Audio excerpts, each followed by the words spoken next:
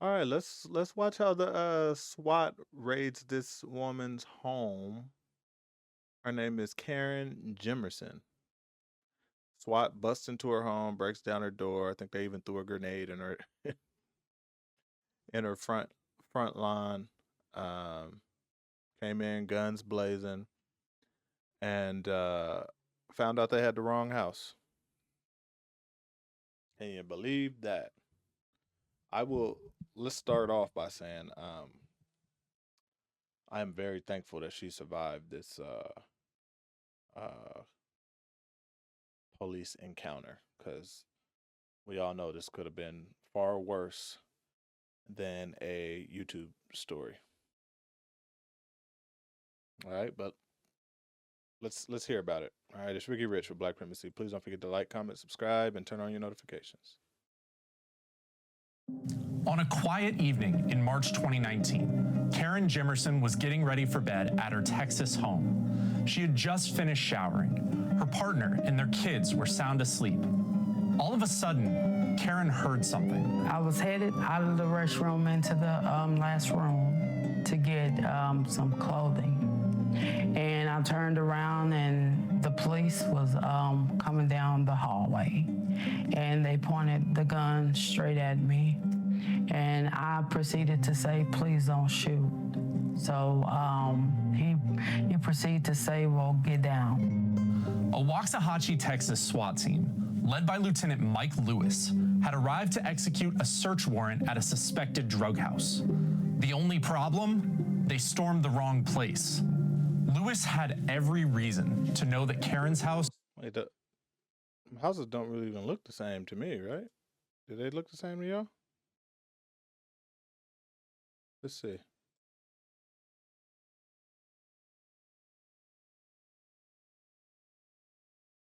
Nah. Nah. Not really.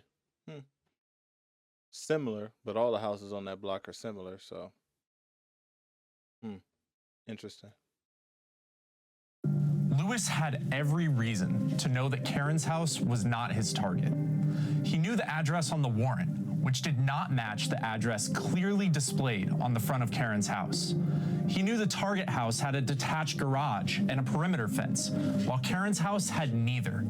And he knew the target house had stairs leading to the front door, while Karen's house had an impossible-to-miss wheelchair ramp.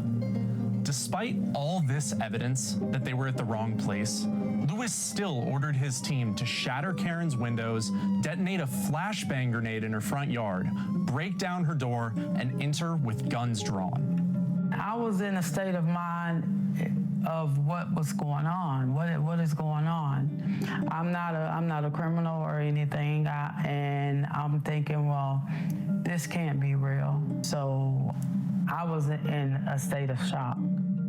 Eventually, one of the officers yelled, "Wrong house."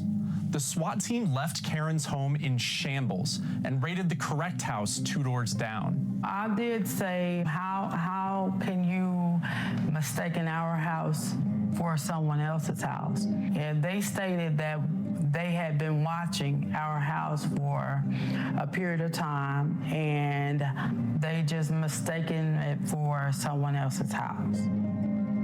Not only were Karen... That's so silly to me. Earlier I was saying like the houses don't really look the same. Similar, but all the houses on the block look similar. But then right after I said that, he explained all the differences that they had written down. Right?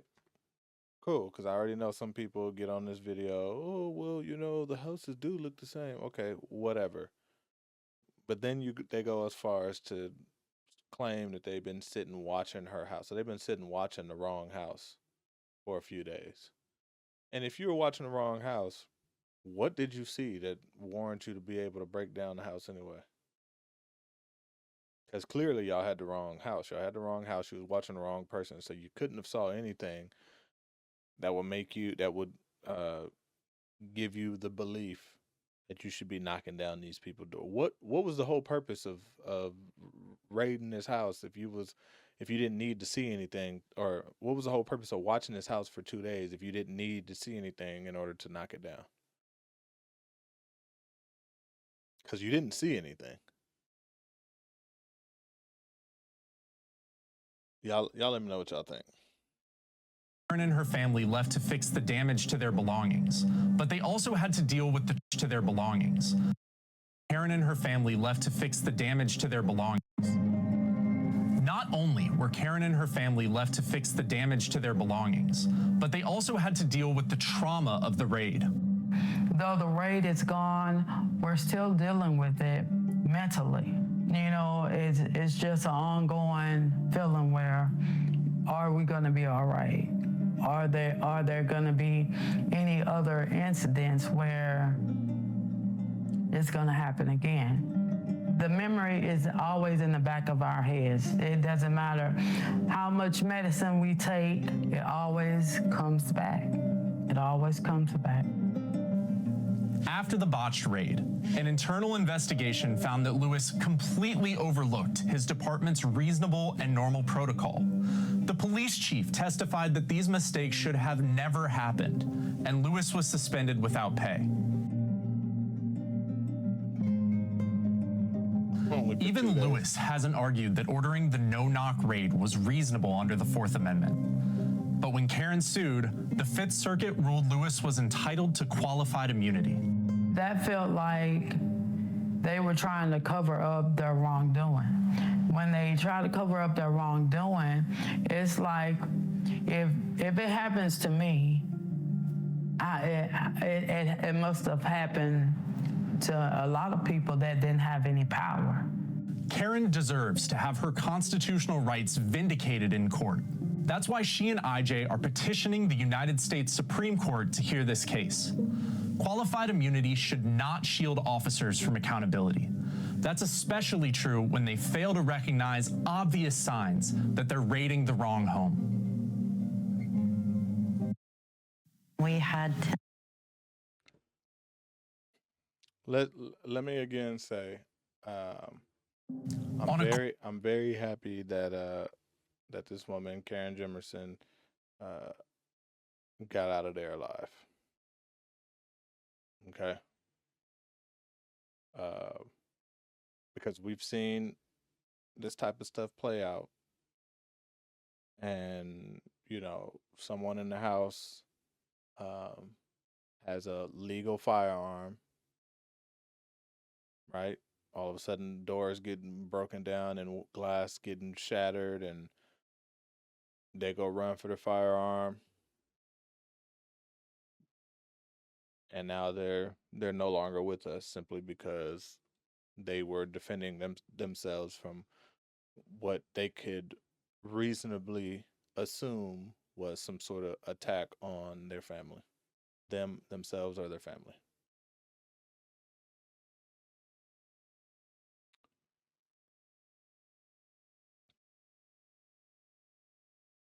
So,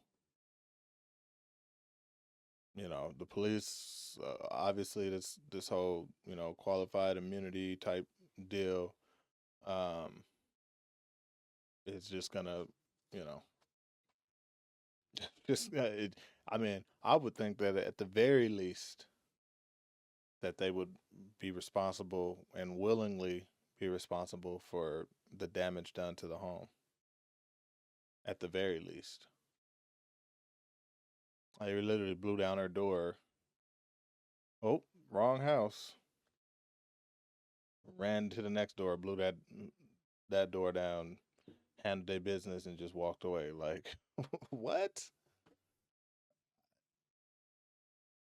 Something has to change. Like I said, I would at least believe that y'all should take care of the damages caused. At the very least. Right? Outside of that, y'all can cut me a check for the pain and suffering.